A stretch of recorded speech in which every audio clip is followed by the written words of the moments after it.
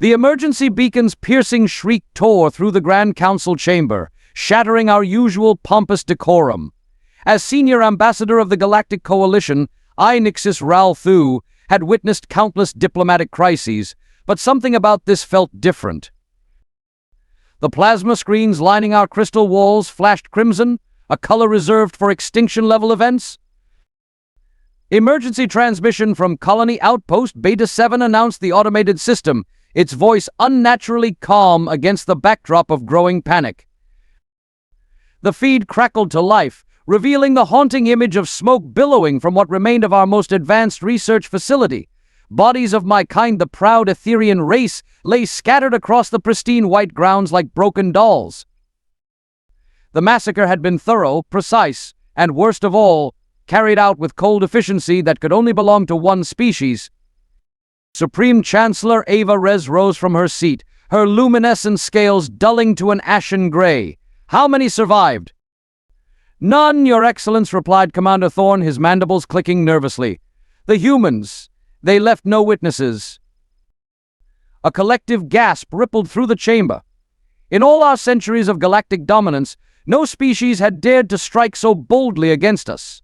The humans were supposed to be contained, controlled, relegated to their death world, and a handful of carefully monitored colonies.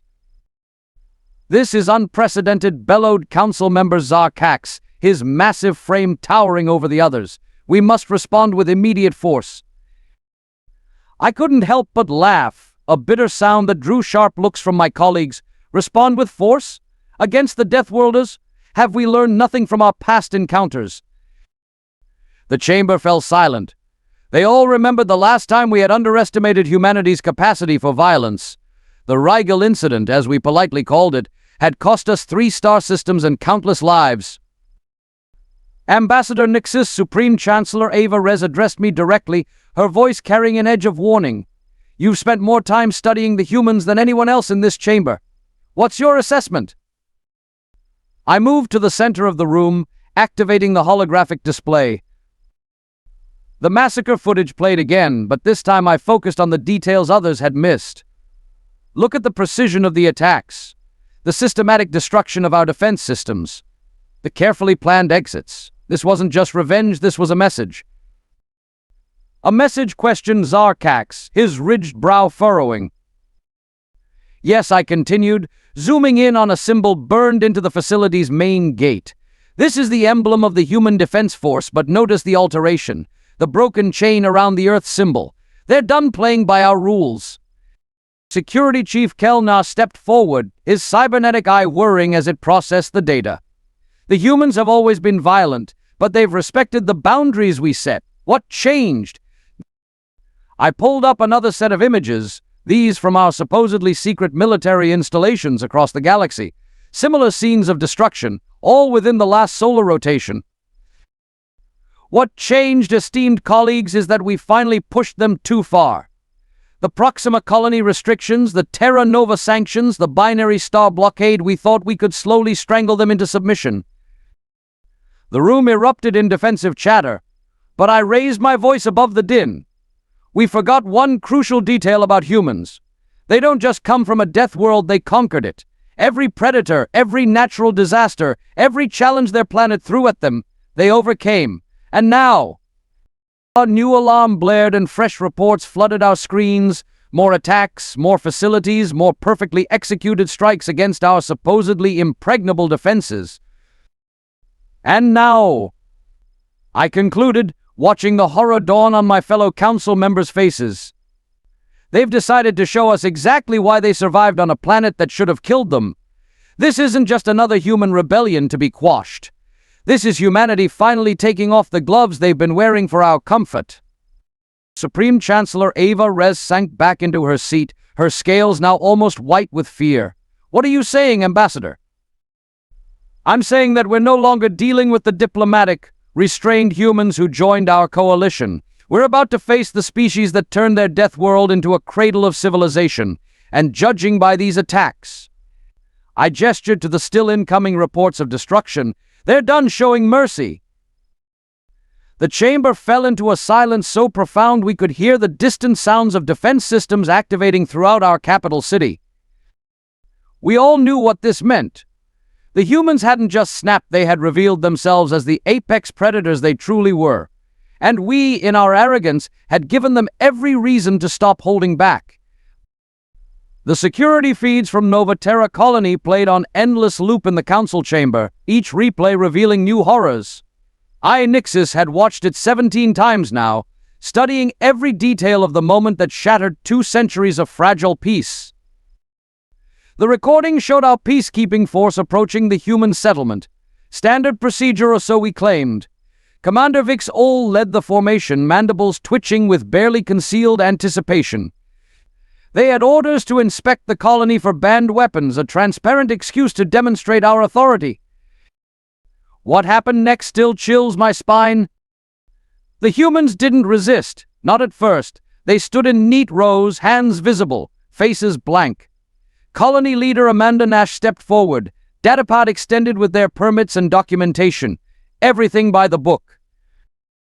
Then Commander Vix Ol made the fatal error that would reshape galactic politics forever. He struck Nash across the face, sending her datapad clattering across the ground. Pets don't need papers, he had sneered. The cameras caught the exact moment something shifted in the human's eyes. Not anger, not fear, something far worse, recognition. As if they'd finally confirmed something they'd long suspected. Nash slowly wiped the blood from her lip and spoke words that would become infamous across the galaxy. So that's how it is. Thank you for making it clear. The human colonists maintained their positions, but the atmosphere had changed. Several of our younger officers shifted nervously, their instincts warning them of danger their training hadn't prepared them for. What followed was 12 hours of the most intense diplomatic negotiations I'd ever witnessed. The human ambassador, Marcus Stone, appeared via hologram in our chamber, his expression carved from granite. "You have one chance," Stone had stated flatly. "One chance to make this right. Remove your forces, issue a formal apology, agree to reparations." Supreme Chancellor Ava Rez, in what would prove to be her final major decision, chose pride over wisdom. "The Coalition does not apologize to protectorate species. Return to your designated zones, humans. This is your only warning." Stone's response haunts me to this day. He didn't rage or threaten. He simply nodded, as if we'd confirmed something for him too. "Very well. For the record, remember we tried. For 200 years we tried." The transmission cut. Within minutes, reports flooded in from across human space. Every colony, every outpost, every human settlement was going dark. Not from destruction, they were deliberately cutting communications. Let them hide, Zarkax had laughed. They'll come crawling back when their supplies run low. I knew better. I'd studied human history. They weren't hiding. They were mobilizing. The Nova Terra Colony security feed caught the last moments. The gathered humans hadn't moved from their original positions, but something was different. Their stillness had transformed from compliance to coiled tension. Commander Vix Ol raised his weapon, ordering them to disperse. That's when Nash spoke again, her voice carrying clearly through the speaker's Protocol 0, confirmed and acknowledged. "May God have mercy on their souls, because we won't." The feed didn't catch what happened next. None of them did. When satellite coverage resumed 12 minutes later, the peacekeeping force lay dead. No weapons discharged. No explosions. Just methodical, brutal efficiency with bare hands and improvised tools. But it was the message left behind that truly terrified the Council. Carved into the ground in letters 20 feet high, visible from orbit. No more mercy. The human response to our diplomatic outreach arrived an hour later. Not from their ambassador or colonial authority, but from their newly activated United Earth Defense Command. The message was brief. "For 2 centuries we restrained ourselves, we played by your rules, we endured your condescension, your restrictions, your thinly veiled attempts to keep us contained. We did this because we believed coexistence was possible. Today proved otherwise. You mistake our restraint for weakness, our diplomacy for subservience. Allow us to correct these misconceptions. The gloves are off. Humanity is done playing nice." As I compile this report, watching the Council dissolve into panic, I can't help but appreciate the terrible elegance of it all. We pushed and prodded, believing we were dealing with just another spacefaring race. We forgot we were poking at apex predators who had chosen to be peaceful. The humans didn't just snap. They shed a facade they'd been maintaining for our comfort. And as I watch our early warning systems light up across the galaxy, I realize we're about to learn why Earth is classified as a death world. The breaking point wasn't really about that one colony or one commander's cruelty. It was the moment humanity collectively decided to stop pretending they weren't the most dangerous species in known space. May whatever gods exist help us all. We're about to face humanity unchained. The first indication that everything had changed came not with a massive fleet engagement or a thunderous bombardment, but with silence. Pure, absolute silence across every quantum communication channel in the Orion Arm. I watched from the Strategic Command Center as our most sophisticated communications arrays simply stopped working. "Impossible," muttered Grand Admiral Terex, his bioluminescent patches flashing with agitation. "They can't have compromised all frequencies simultaneously." But they had. And that was just the beginning. Human Strike Commander Amanda Blake made her first appearance on every display screen in Coalition space simultaneously, a feat our best technicians still cannot explain. Her scarred face and steel-gray eyes became the new symbol of human warfare. "Your leadership chose to treat us like animals," she announced, her voice unnervingly calm. "Now you'll learn why Earth's predators were feared." The Seventh Fleet, our most powerful armada, detected the first human warships at the edge of the Arcturus system. Standard protocol called for immediate engagement. Admiral Terex gave the order to attack. That's when we learned our first lesson about truly unleashed human warfare. Nothing was as it seemed. The human ships weren't ships at all, they were decoys. Sophisticated holograms masking thousands of micropods, each carrying a squad of human operators. While our fleet engaged phantoms, these Deathworld commandos were boarding our capital ships with terrifying precision. By the void, whispered Security Chief Kelnar as we watched the tactical display. They're inside the shields. They knew exactly where to hit us. The second wave struck before we could even process our initial losses. This time it was our supposedly impregnable planetary defense systems. One by one they began targeting our own cities. The humans hadn't hacked them, they'd built back doors into the very systems they'd helped us design decades ago. All those technology-sharing programs, I realized aloud, the joint defense initiatives, the collaborative engineering projects, they weren't learning from us. They were setting us up, completed Admiral Terex, his proud posture finally crumbling. For 200 years, the humans' BattleNet, when they finally activated it, was unlike anything we'd ever encountered. Their ships moved with impossible coordination, as if every human pilot shared a single mind. Our tactical analysts would later discover that they developed their entire communications protocol using methods completely alien to us based on something they called quantum entanglement. Commander Blake's next transmission came directly to our strategic command. She stood on the bridge of what we recognized as one of our own dreadnoughts, the SNV Invincible. Behind her, human crews worked with practiced efficiency at stations they should never have known how to operate. "Your Admiral Terex is fond of saying that humans lack the sophistication for modern space warfare," she said, allowing herself a small smile. "Perhaps you'd like to revise that assessment." The next 6 hours redefined everything we thought we knew about warfare. Humans didn't fight like a spacefaring civilization. They fought like the apex predators they were, with devastating unpredictability. When we concentrated our forces, they dispersed into impossible-to-track small units. When we spread out to engage them, they suddenly consolidated into devastating strike forces. They used our own defensive formations against us, turning every tactical doctrine we had into a weakness. "They're not fighting a war," I observed, watching another coalition battle group fall to human tactics. "They're hunting." The biggest shock came from their ground forces. We'd always believed humans' physical capabilities were their only real advantage, limited by their primitive reliance on mechanical assistance. How wrong we were. Their powered armor wasn't the clumsy environmental suits we'd assumed. They were artificial muscles wrapped around natural predators, multiplying their already formidable physical capabilities. The footage from our ground bases showed humans moving faster than our targeting systems could track, hitting harder than our structural engineers had believed possible. By the time the first day of combat ended, the Coalition had lost 30% of its fleet strength. Every major command and control center was compromised. Our most sophisticated defense networks had been turned against us. But it was the message Commander Blake sent to every civilian population center that truly revealed the difference between humans and us.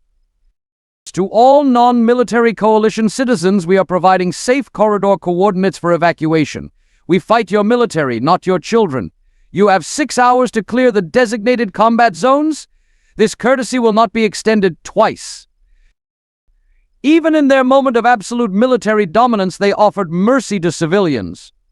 Not from weakness, but from a position of such overwhelming strength that they could afford to be selective in their targets.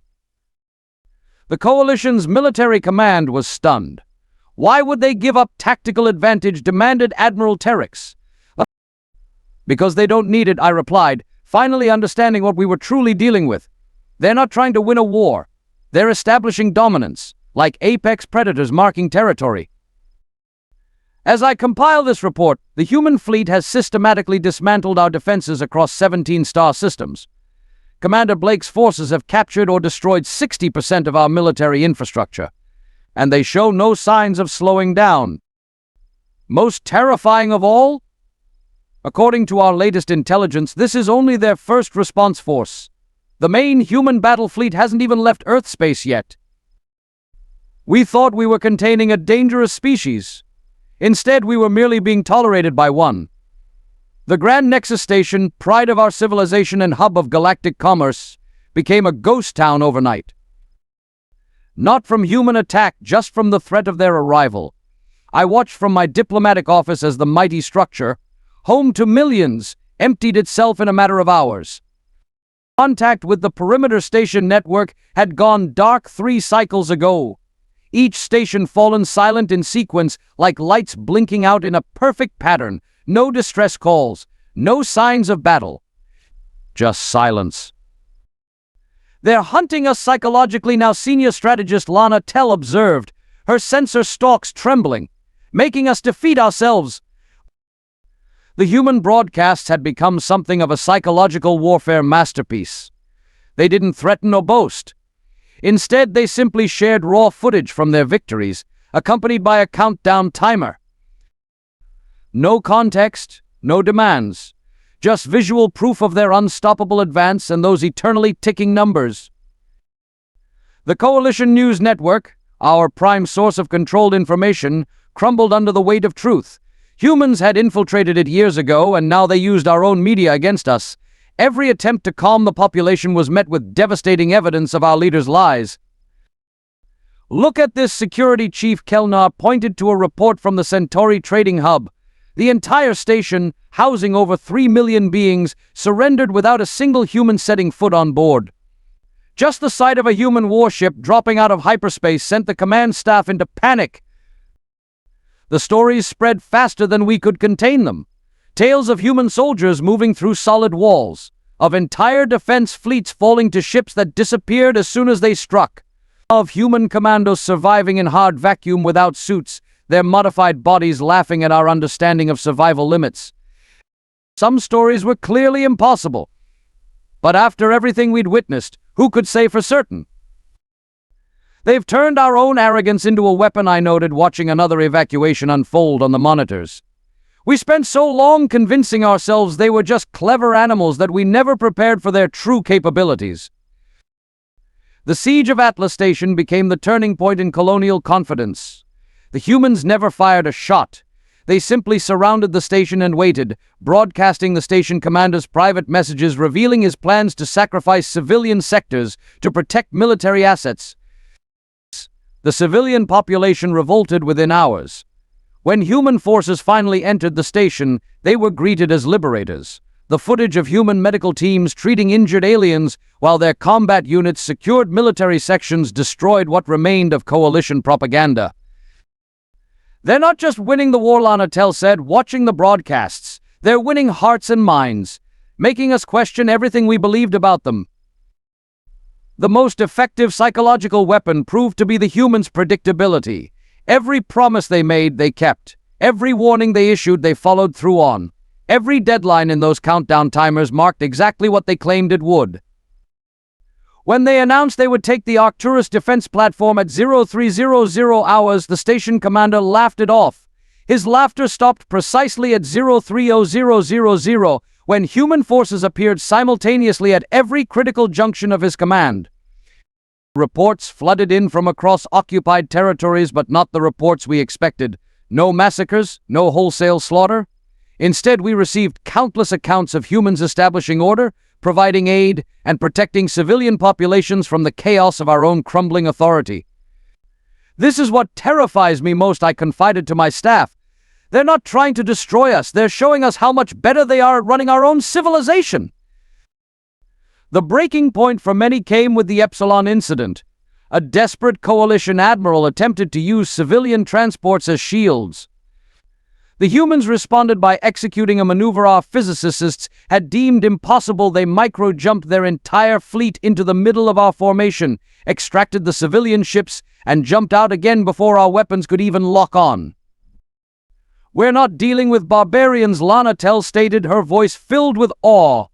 "We're dealing with predators who chose to be civilized, and now they're showing us the difference." Commander Blake's next broadcast drove this point home. Her face appeared on every screen in Coalition space, those steel-gray eyes somehow making each viewer feel personally addressed. "You thought our restraint was weakness," she said. "That our diplomacy was submission. That our cooperation was surrender. We tried to be your partners. You chose to make us your enemies. But we're not like you. We don't need to prove our superiority through cruelty. Your civilian populations are under our protection. Your corruption is being exposed. Your lies are being unraveled. This is what happens when you push Deathworlders too far. We don't just defeat you. We replace you." As I finish this report, another wave of stations and colonies has surrendered without resistance. The coalition military structure is fracturing as more commanders realize the futility of resistance. But it's not fear of human violence driving these surrenders, it's the realization that humans are simply better at maintaining peace than we ever were. We thought we were facing savage warriors. Instead, we're facing civilization's apex predators. And they're teaching us exactly why Earth's evolution produced the galaxy's most terrifying species, not through their capacity for violence, but through their ability to choose when not to use it. Watching humans hunt is unlike anything in galactic history. As senior ambassador, I found myself in the unique position of observing their systematic pursuit of those responsible for the Nova Terra massacre. They didn't rampage or seek blind revenge. They hunted with terrifying precision. Commander Blake's forces split into specialized strike teams. Each had a single target from the massacre's chain of command. The method was always the same: isolate, pursue, capture, not kill. They wanted their targets alive. Primary target located, came the report from Nexus Station. Commander Vix Ull spotted in the diplomatic quarter. I watched the security feeds as human operators moved through the crowded station. They didn't sprint or charge. They walked, steady and relentless, like water flowing toward its destination. The crowd parted instinctively before them, primitive survival instincts recognizing apex predators. Vix Ull ran, of course. They always ran. "Look at their formation," Security Chief Kelnar observed, pointing at the tactical display. "They're not chasing him. They're hurting him." The humans had sealed off escape routes hours before Vix Ull even knew they were coming. Every path he took led him exactly where they wanted him to go. When he finally realized this and barricaded himself in a storage bay, the humans didn't breach the doors. They waited. 3 hours later, Vix Ull emerged on his own, his proud mandibles trembling. The psychological pressure of knowing they were out there, patient and unwavering, had broken him more effectively than any assault. Across Coalition space, similar scenes played out. The High Command's military response crumbled as more worlds witnessed the futility of resistance. The humans had mastered space warfare in ways we never imagined possible. Their ships appeared from nowhere, striking with surgical precision before vanishing again. Ground forces moved like living shadows, neutralizing entire defense grids without raising alarms. but most terrifying was their absolute conviction. They never showed doubt, never hesitated, never wavered from their purpose.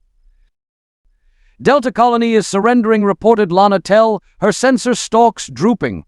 They heard humans were within 10 light years and immediately broadcasted their capitulation. The Coalition's official response was to label such surrenders as treason. But the evidence was undeniable. Colonies under human occupation were safer and better managed than those still under Coalition control. Their justice was swift but fair, their administration efficient but compassionate. I found myself increasingly torn between loyalty to my civilization and admiration for human competence. As I watched another Coalition battle group fall to superior human tactics, a strange thought occurred to me. They're not just winning, I said to my staff. They're teaching us a lesson. The hunt for the massacre's perpetrators demonstrated this perfectly. Each capture was broadcast across Coalition space not to terrorize but to educate. Humans showed every step of their pursuit, revealing how they uncovered evidence, tracked movements, and finally brought their targets to justice. When they caught Supreme Chancellor Ava Rez hiding in her private bunker, they didn't execute her. They put her on trial, with full legal representation and transparent proceedings. The contrast between their civilization and our corruption couldn't have been clearer. The latest report from Earth Command, Kelnar announced, his cybernetic eye whirring as he processed the data. They're offering full amnesty to any Coalition forces that stand down and assist in locating the remaining massacre perpetrators.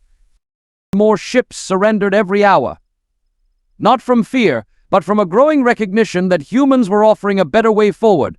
They weren't destroying our civilization, they were upgrading it. As I compile this section of my report, the last of the massacre's architects has been captured. Commander Blake's final transmission to Coalition space wasn't a victory speech or a threat. It was an invitation. Your old leadership is gone, she announced. You've seen how we operate. We invite any who wish to help build a better galaxy to join us. The rest of you, stay out of our way. The choice was clear. I looked at my staff, saw the same realization in their eyes. We weren't facing barbarians or mindless warriors. We had provoked something far more dangerous, an advanced civilization that had simply been hiding its true nature for the sake of peace. As the hunt was over, and in its wake a new galactic order was rising, one led by predators who had mastered not just warfare, but civilization itself. The Coalition capital world of Prima Centauri glittered like a jewel in space, its rings of defensive satellites forming a web of supposedly impenetrable protection. As senior ambassador, I stood in the High Council's emergency bunker, watching humanity's final approach.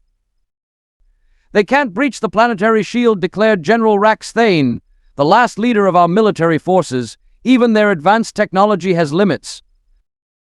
A warning klaxon shattered his confidence. On our screens, the defensive grid began powering down section by section. Not from attack, the systems were responding to legitimate shutdown codes. How, Rax Thane demanded, mandibles clicking in panic. Those codes are quantum encrypted. Did you really think, spoke a familiar voice from every speaker, that we hadn't prepared for this day? Commander Amanda Blake's image appeared on our main display. Behind her stood Nova Terra's colony leader Nash, her healed lip curled in a predator's smile. Your encryption, Nash explained, was designed by human consultants. 2 centuries of technological cooperation, and you never questioned why we were so eager to help upgrade your systems. The remaining council members huddled together as our last defenses fell, not with a bang, but with a quiet beep of deactivation. Humanity hadn't needed to destroy our shield network. They'd owned it all along. The human fleet descended through the atmosphere with elegant precision. No bombardment, no shock and awe, just the inexorable arrival of Earth's finest warships landing in a perfect circle around the Council citadel.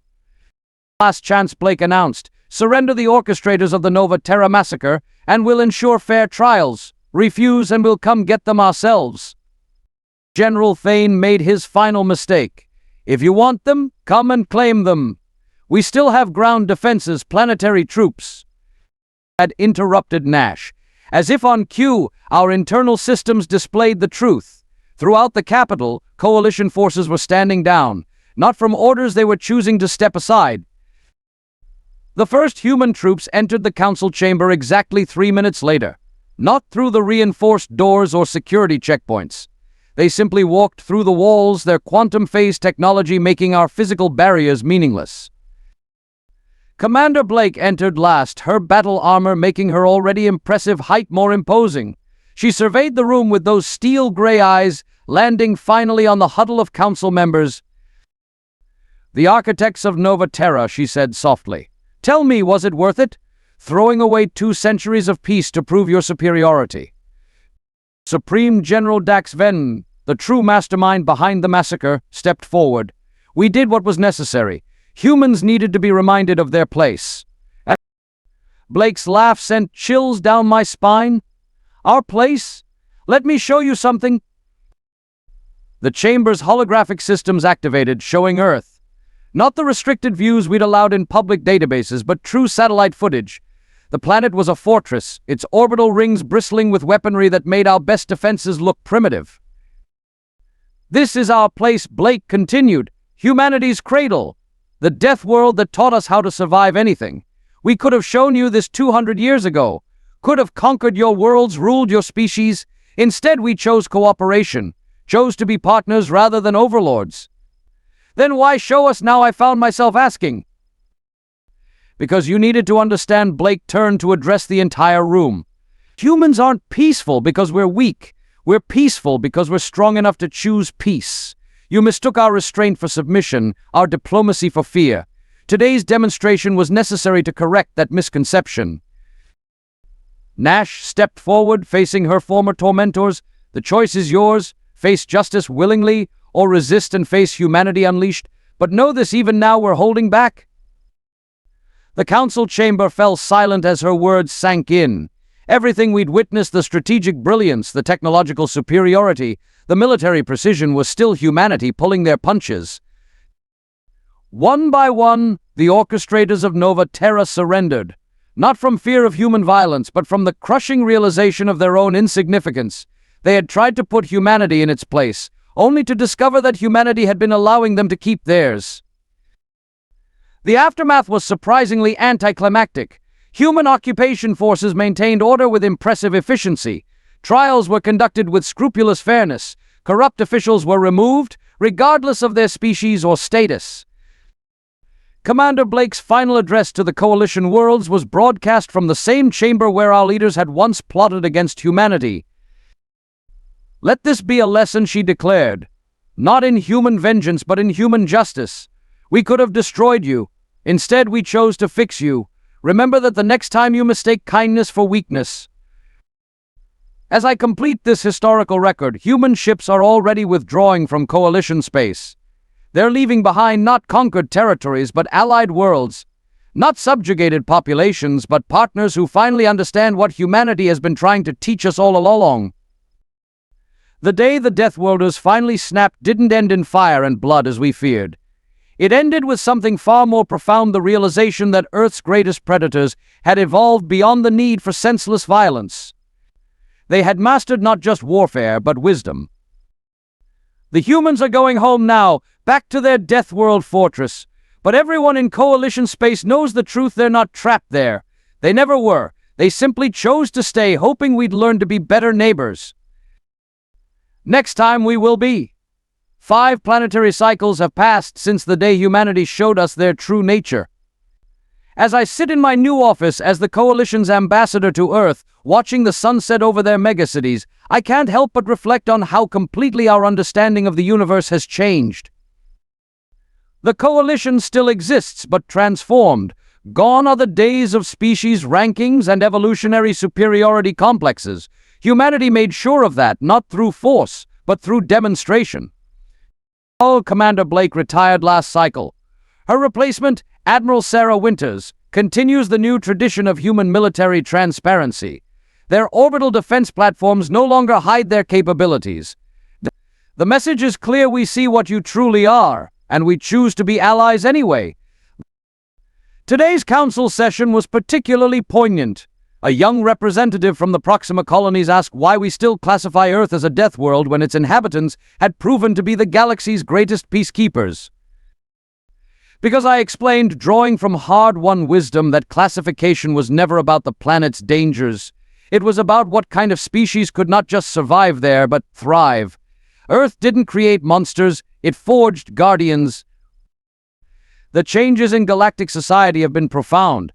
Gone are the backroom deals and species-based hierarchies. Humanity introduced something far more terrifying than weapons or warfare. They introduced meritocracy and transparency.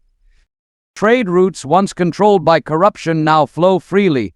Scientific research, no longer restricted by species classification, advances at unprecedented rates. The humans share their technology openly now, but with one constant warning: remember Nova Terra. They've turned that incident into a galactic teaching moment.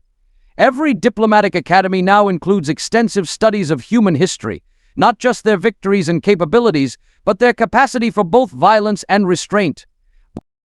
The true measure of power, Admiral Winters told me during our last meeting, isn't in how much force you can apply, it's in how much force you choose not to use. The Nova Terra trials concluded 2 cycles ago. Justice was served, but not with vengeance. The perpetrators received fair trials, legitimate defense representation, and sentences focused on rehabilitation rather than punishment. Humanity showed us a better way to handle even our worst mistakes. Perhaps the most surprising change has been in intergalactic recreation. Human sports, once considered too dangerous for other species, have become popular throughout coalition space. And not because other species can match human physical capabilities, but because humans developed handicap systems that let everyone compete fairly. The same predatory instincts we once feared now protect trade routes from pirates. The same strategic minds that dismantled our defenses now help design cooperative security systems. The same strength that could have conquered us now guards our worlds. But make no mistake, humanity hasn't gone soft. Just last cycle, a newly discovered species tried to raid a coalition mining colony. The humans' response was swift and precise. No civilian casualties, no collateral damage, just a clear demonstration that the galaxy's apex predators do not tolerate threats to galactic peace. For future generations who may read this historical account, I leave you with this warning: never mistake humanity's kindness for weakness. Never assume their cooperation implies submission. Above all, never forget what happened when we pushed them too far. Humanity doesn't need to prove their superiority. They don't need to dominate or conquer. They choose to cooperate because they're advanced enough to see beyond the primitive drive for dominance. As I watch Earth's sunset, I'm reminded of something Commander Blake told me before her retirement. "We didn't want to teach you to fear us," she said. "We wanted to teach you to be better." Fear fades. Wisdom hopefully remains. Looking at the new coalition, transparent, cooperative, I'd say their lesson took hold. We learned not just about humanity's capabilities, but about our own potential to evolve beyond our primitive fears and prejudices. The day the Deathworlders finally snapped didn't end our civilization. It elevated it. And if we ever forget that lesson, Earth's predators stand ready to remind us, not through violence, but through the far more terrifying power of their restraint. Oh, for they are not just survivors of a death world. They are its masters. And now finally we understand why that makes them the perfect guardians of galactic peace and historical record. Senior Ambassador Nixis Ralthu, Earth Diplomatic Corps. Date: Coalition Standard Year 2437.